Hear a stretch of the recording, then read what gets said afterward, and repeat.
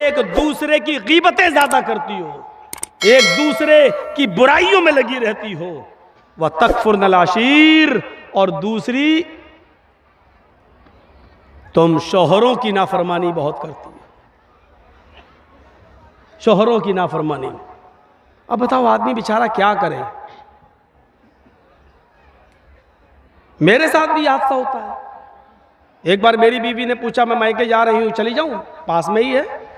मैंने कहा ठीक है चली जाओ, कोई बात नहीं, बहुत दिनों से नहीं गई। हाँ तुम तो चाहते हो कि मैं चला जाए, चली जाऊं, तुम्हें तो अच्छा लगता है। मैंने कहा ला हौल वला कुव्वता इल्ला बिल्लाह। यार तुमने इजाजत मांगी, मैंने दे दी। 1-2 महीने के बाद फिर कहने लगी कि मैं चली जाऊं, थोड़ी अम्मी की तबीयत खराब है। मैंने कहा नहीं अभी तुम्हें जाने की कोई ज़रूरत नहीं है, 2-4 दिन रुको, हम दोनों चलेंगे वो देखने के लिए। लो तो मैं तो आपके घर में क्या नौकर कैद होके रहूं हैं? मैं जब भी जाना चाहूं तो आप भेजेंगे नहीं? नहीं मैं अब मैंने कहा कि ना जाओ तो कैद करके रख रहा हूं, और मैंने कह दिया चले जाओ तो क्या हो रहा है? लो तुम्हें तो कोई फिक्र ही नहीं, कितनी आसानी से कहती चले जाओ, इसका मतलब तुम्हें मेरी जरूरत ही नहीं। ये औरत इसीलिए कद टेढ़ी पिछली से पैदा हुई है, सीधा करोगे तो टूट जाएगी लेकिन सीधी नहीं होगी। इसके नाज और नखरे को बर्दाश्त करना पड़ेगा।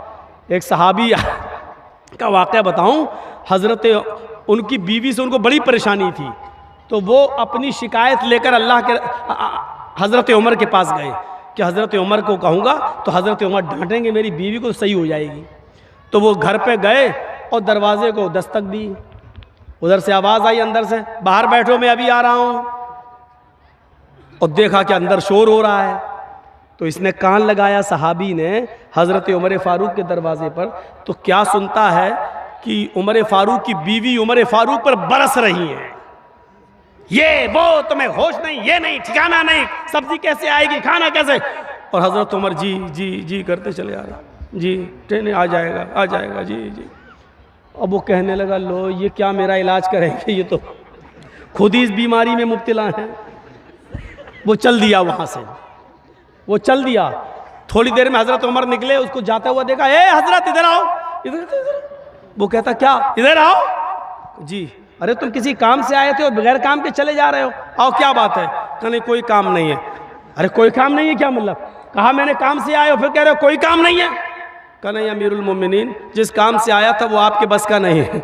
क्या मतलब, कहना क्या चाहते हो? कहा अमीरुल मोमिनीन, मैं अपनी बीवी से बहुत परेशान था और हूँ और अभी तक हूँ, तो मैं आया था कि आपको अपनी बीवी की परेशानियां बताऊं, गिनाऊं तकलीफें कितनी देती है, तो आप हमारे बीवी को डांट देंगे।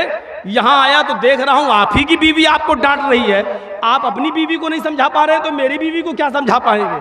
तो हज़रत उमर फ़ारूक ने कहा बैठो इधर और सुनो। कहा क्या? तुम्हारे घर खाना कौन बनाता है? कहा मेरी बीवी। कहा खाना बनाना उसका हक नहीं है शरीयत में है? बताऊं कि ना बताऊं? अगर कह दूंगा तो डर लग रहा कल से ही आप घर की औरतें कहीं ऐसा ना हो कि चढ़ बैठे। हज़रत उमर फ़ारूक ने कहा ये खाना बनाना औरत का हक नहीं है शरीयत में, नान नफ़का आपकी जिम्मेदारी है।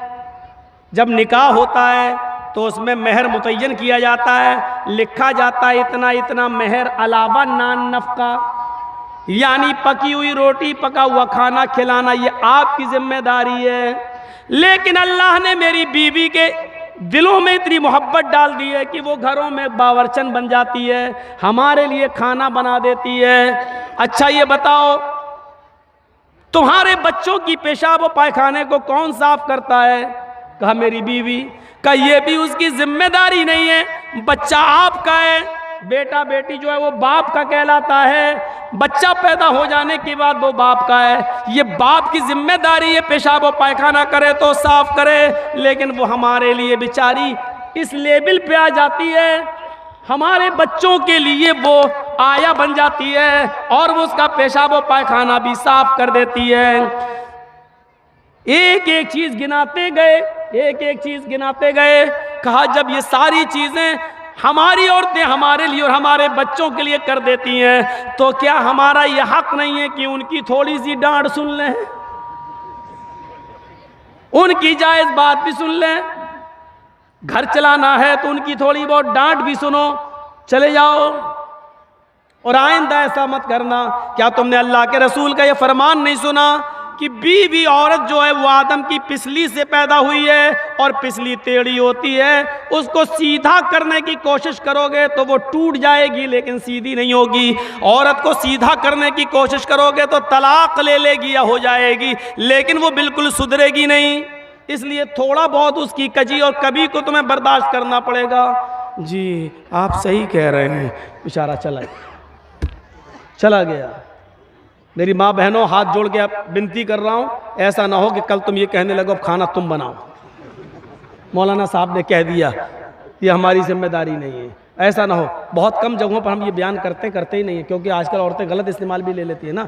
एक बार मैंने किसी जलसे में कह दिया था कि अगर किसी का शौहर अपनी बीवी को पूरा खर्चा नहीं देता बीवी बच्चों का, तो बीवी अपने शौहर की जेब से या अलमारी में से उतना पैसा ले सकती है, उसको बताए बगैर, जिसको चोरी नहीं कहा जा सकता है, बताए बगैर ले सकती है, जितने में उसका और उसका खर्चा चल जाए। ये जैसे ही मैंने जिस तकरीर में मैंने कहा, दूसरे दिन मेरी जेब से 5,000 रुपये गायब हो गए। उस दिन से बयान करना छोड़ दिया। ये तो नाजायज़ इस्तेमाल करती है। फिर इतनी इजाज़त दे दो 100-200 रुपये की, तो इनका 100-200 रुपये में कुछ होता ही नहीं है, 5,000। फिर ये होता है कि मौलाना ने कहा तो था ले सकते, तुम देते नहीं हो इसलिए हमने ले लिया। अरे अल्लाह के बंदी, मैंने तो ये कहा है कि जितने में तेरे घर का बच्चों का गुजर बसर चल जाए उतना। हाँ तो क्या हुआ, साड़ी पुरानी हो गई नहीं लाए, फेयर एंड लवली खत्म हो गई, लेने जाना है। और परफ्यूम भी तो ऐसे ऐसे आ रहे हैं, मेकअप के सामान भी तो ऐसे ऐसे। अब एक मेकअप चला वाटर प्रूफ, हमने तो वाटर प्रूफ शामियाना सुना था, वाटर प्रूफ हमने वो सुनी है, घड़ी सुनी है, लेकिन अब वाटर प्रूफ मेकअप कर लो, क्रीम पाउडर, उसके बाद चाहे कितना नहाइए धोइए वो मेकअप हटने वाला नहीं है।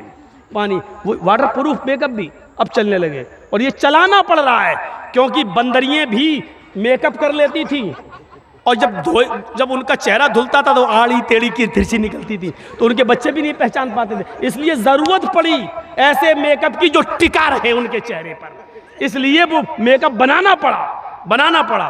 अब वो बेचारी 80 साल की बुढ़ियाँ भी लगा लेती है, तो ऐसा लगता है कि हाँ ये 25-30 साल की जा रही है, 25-30 साल की। एक सही वाकया है, मैं बतला रहा हूँ, भोपाल का सही वाकया है। बेचारी एक 70, 75, 80 साल की बुढ़ी, और उसने नकाब पहन लिया, खूबसूरत बूट वाला, फूलों से चढ़ा हुआ, और वो नकाब लगा के जा रही थी, चेहरा उसका छिपा हुआ था, खूबसूरत बुर्का। अब वो जा रही है तो 18-20 साल का लड़का उसके पीछे लग गया, ये सोचकर कि बुर्का इतना अच्छा है तो बुर्के वाली कितनी अच्छी होगी, नकाब इतना अच्छा है तो नकाब वाली कैसी होगी। अच्छा, वो धीरे धीरे चल रही थी अपनी उम्र के हिसाब से, ये समझ रहा था मुझे लाइन मार रहे हैं, लिफ्ट दे रही है, धीरे धीरे चल रही है, मतलब सेटिंग हो जाएगी, तो वो धीरे धीरे चल रही। ये बेचारा समय थोड़ी दूर जाने के बाद उसने अपना नकाब उठाया और तुतलाते हुए बोला, बेटा तू मेरा पीछा क्यों कर रहा है, मैं तो तेरी अम्मा की उम्र की हूँ। इसने कहा कमबख्त, मेरी तो 1 घंटे की मेहनत ही बेकार चली गई है। तो इसको भी गुस्सा आया, इसने गुस्से में कहा, अरे अम्मा हम अपने लिए नहीं अपने अब्बा के लिए ढूंढ रहे हैं, क्या करें, 1 घंटा इसका बेकार हो गया। ये सही वाकया मैं आपको बतला रहा हूँ। और जिस लड़के ने ऐसा किया वो हमें आके बता रहा था कि भाई मौलाना तो दोस्ती हो गई है, बताना पड़ रहा, बता दिया, लेकिन जलसे में बयान मत करना। मैंने कहा जलसे में तो बयान करूंगा लेकिन तेरा नाम नहीं बताऊंगा। बड़ा अब ये हाल हो रहा है, ये हाल। तो बुरके ऐसे, कपड़े ऐसे, और जलसे भी उससे महफूज नहीं। और इबादत की रूह को पहचानने की कोशिश कीजिए। या अय्युहल्लज़ीना आमनुत्तक़ुल्लाह हक़्क़ तुक़ातिह, इबादत की रूह क्या, तक़वा। और अल्लाह ने क्या कहा, आई ईमानो वालो तुम अल्लाह से डरो जैसा कि उससे डरने का हक है। आई ईमानो वालो तुम अल्लाह से डरो जैसा कि उससे डरने का हक है। ये एक और चीज़ है, अल्लाह से डरने का हक कैसा है, अल्लाह से डरो कैसे, अल्लाह देख रहा, ये डरने का मतलब है। अल्लाह से डरो का मतलब ये नहीं, जैसा डरने का हक है। ये हक क्या है, हक का तुक़ाती, अरे कुछ तो मतलब होगा। आग से आप डरते हैं कि नहीं डरते हैं, आग से डरते हैं, लेकिन आग को देखकर भागते थोड़ी हैं। आग से डरने का हक क्या है? उसके अंदर हाथ न डालो, उसके अंदर जंप न लगाओ, यही तो डरने का हक है। जहर है आपके हाथ में, विष, लेकिन उसको आप छू भी रहे हैं, पकड़ भी रहे हैं, लेकिन डरते भी हैं उससे। और उससे डरने का हक क्या है? उसको आप इस्तेमाल ना करें, खाएं नहीं, ये उससे डरने का हक है। और शेर सामने आ गया तो आप भाग रहे हैं, क्यों? ये उससे डरने का हक है, क्योंकि नहीं भागेंगे तो फाड़ देगा। जल्दी से पेड़ पे चढ़ गए, उससे डरने का हक यही है। सांप को देख रहे हैं, उससे भी डर है, जहरीला सांप है, लेकिन उससे डरने का हक क्या है? उसके मुंह में आप उंगली न दें, उसके करीब न जाए, वरना डस लेगा और काट लेगा, ये उससे डरने का हक है। तो जैसे आप हर चीज से डरने का एक हक अदा करते हैं,